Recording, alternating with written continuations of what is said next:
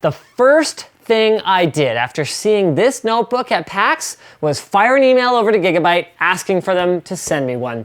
It is no great secret how much I love the Razer Blade 14 and small, powerful gaming machines in general, and I was floored by how much hardware Gigabyte packed into the new AORUS X3. But after my experience with the BRIX Gaming and its impressive looking specs that were spoiled by thermal throttling, I told myself not to get too excited until I'd actually seen it perform. So here we go. Welcome to my review of the AORUS X3 from Gigabyte.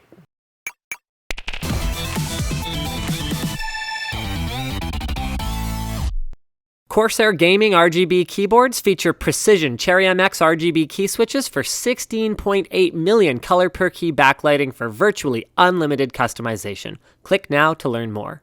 The first hint that this device has some serious horsepower under the hood is the included massive 180 watt power brick. I wish they'd include something a little bit more elegant, like what Razer does, but while you will have to carry it, it's not the thing you'll actually be spending your time interacting with, so let's move on to the good stuff. The exterior of the X3 is as beautiful as the first notebook Gigabyte released under the AORUS brand, the X7. On the top cover, we find their Bird of Prey logo on an otherwise just plain sexy matte black anodized aluminum finish. Then on the bottom, we find two, as expected, somewhat tinny stereo speakers that, for as empty as they sound, at least go reasonably loud without distortion, rubber feet to keep the device in place, lots of vents to hopefully keep things cool, and Torx screws that can be opened up to reveal the actually stunningly upgradable interior for a gaming rig that, while not as thin as the Razer Blade 14, is actually lighter at only 1.8 kilograms. To complement the Core i7-4710HQ quad-core, you get 8 gigs of DDR3 with 2 slots total for a maximum of 16 gigs of RAM. You get a GTX 870M with an overkill 6 gigs of GDDR5 VRAM and 2 M.2 slots, each supporting up to 512 gig SSDs and capable of being configured in RAID. Gigabyte keeps this up, and they may just make the X3 my next laptop. Back to the outside, we'll start at the left, where we find a Kensington lock, a mini DisplayPort port with support for 4K, HDMI, a USB 2 port, headphone and microphone jacks, and an air intake. On the front are indicator LEDs for Bluetooth, wireless drive activity, low battery and power, and then on the right there's more ventilation, an SD card reader, 2 USB 3 ports, and the power button. Finally, moving around to the back, we are greeted by power in, 2 very large cooling vents jam-packed full of heatsink fins to leverage as much of the total thickness of the notebook as possible, and what's this? A hardline LAN port? Now we're talking. I mean, sure, it's a killer LAN port rather than an Intel-based one, but damn it, it's an RJ45 connector, so I'm gonna give big kudos to Gigabyte for including this when the X3's thin and light competitors rely solely on wireless. In fact, I think the I/O on this notebook is the best balanced I've ever seen from a gamer's perspective. I mean, how many gamers use 4-pole single jack headsets? Razer. Gigabyte includes dedicated headphone and mic jacks. Also, why do all Ultrabooks considers SD card slots optional? This is super handy. And then finally, I personally like having a single USB 2 port these days. They offer better compatibility, especially outside of the OS, and it's not like devices like mice are going to be bottlenecked by USB 2 anyway. So, gold star Gigabyte for the I/O. Now let's crack this baby open.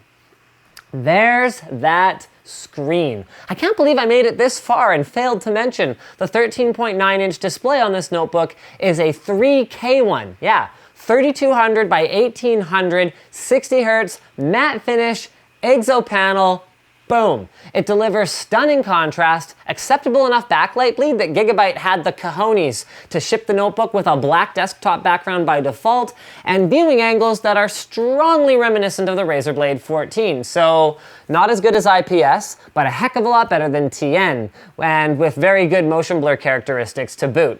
One thing that's missing though, and it's the first thing to really give me pause about this notebook so far, is touch. Some people won't care, and good for them, but this is Linus Tech Tips, and you can tell me how touch is stupid when you've got your own YouTube channel with Blackjack. and hookers. I've gotten used to touch, and particularly on Windows 8, going back to not having it is quite an adjustment for me. I also didn't find the robustness of the hinge mechanism particularly awe-inspiring, but this has become a common complaint of late with screens getting so thin. And on that somewhat complainy note, let's head into the mixed bag that is the keyboard and touchpad. The keyboard's white backlight is strong, or less strong, or off, if you prefer, and the layout is mostly pretty good, with long shifts, backspaces, etc., 5 programmable G keys with 5 cyclable profiles and support for text input, mouse input, and macros, and only the gimpy for no apparent reason arrow keys for me to really complain about. But typing on it didn't feel good in spite of the pretty nice, slightly slick feel to the top of the keycaps. The keys have a fairly decent travel distance, but they're just kind of mushy without satisfying tactile feedback, and they didn't sound good, you know? Like they sound kind of rattly. Which leads us to the trackpad. Not rattly, great build quality, tracks like a dream, as long as my hands are dry and oil-free completely. If either of those two conditions are not met, the glossy surface turns into a smeary, greasy mess very quickly. I would have preferred if Gigabyte had gone with a frosted glass rather than a glossy one. But Linus, you might say, I won't spend all my time typing on this thing, and I'm going to plug in a mouse or a controller to play my games anyway. So how well does it play games? Great question, and the answer is very well.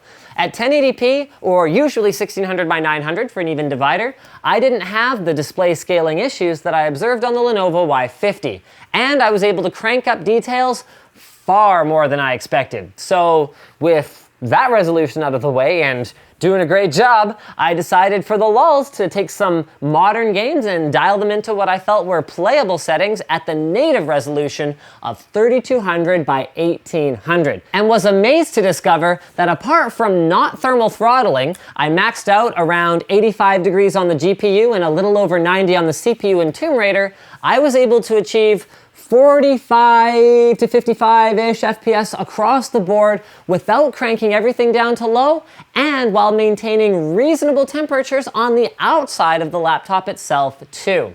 Of particular note is that Gigabyte avoided putting heat-generating components directly under the gaming zone on the keyboard, so sweaty palm syndrome was a non-issue with this notebook.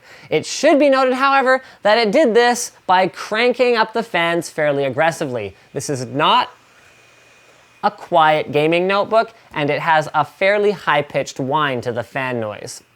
My last comment on gaming performance is regarding battery life. As we've come to expect, even with battery boost, frame rates tank as soon as you pull the plug, but the X3 at least managed a fairly acceptable battery life in my sort of stare at the fire in Crysis 1 test, so while it's not revolutionary, it at least holds its own against other similar sized notebooks. Although I'd like to see someone cram this kind of power into a smaller area within a larger notebook, strap a huge battery to it, and see what we end up with there.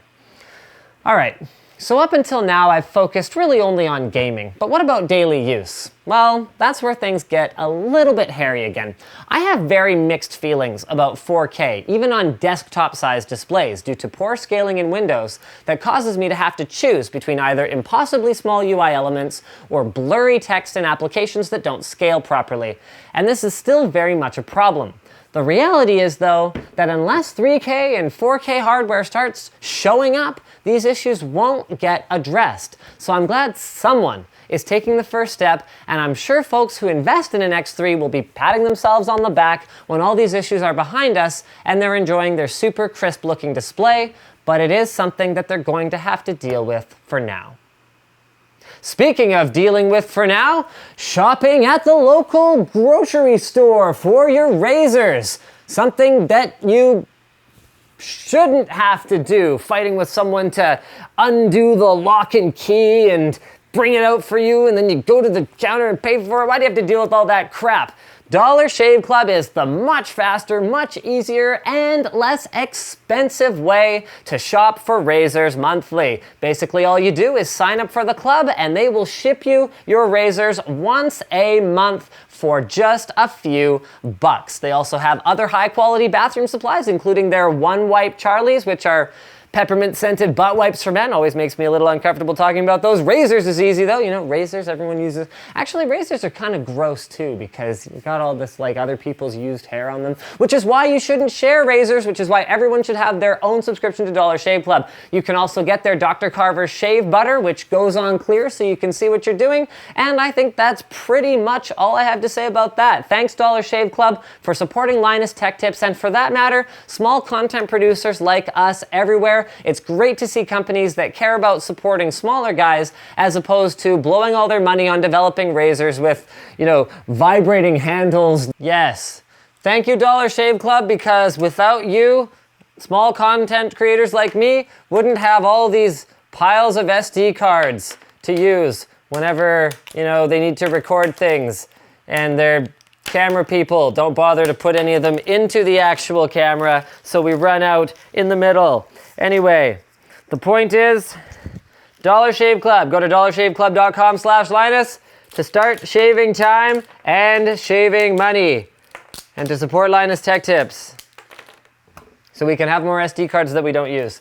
Guys, thanks for watching. Like this video if you liked it, dislike it if you disliked it, leave a comment letting me know if your feelings are more complicated than this or this. Check out the link in the video description to support us. There's of course the Dollar Shave Club link. There's also a link to where you can buy a cool t-shirt like this one, give us a monthly contribution, or change your Amazon bookmark to one with our affiliate code so we get a small kickback whenever you buy piles of SD cards that you don't use.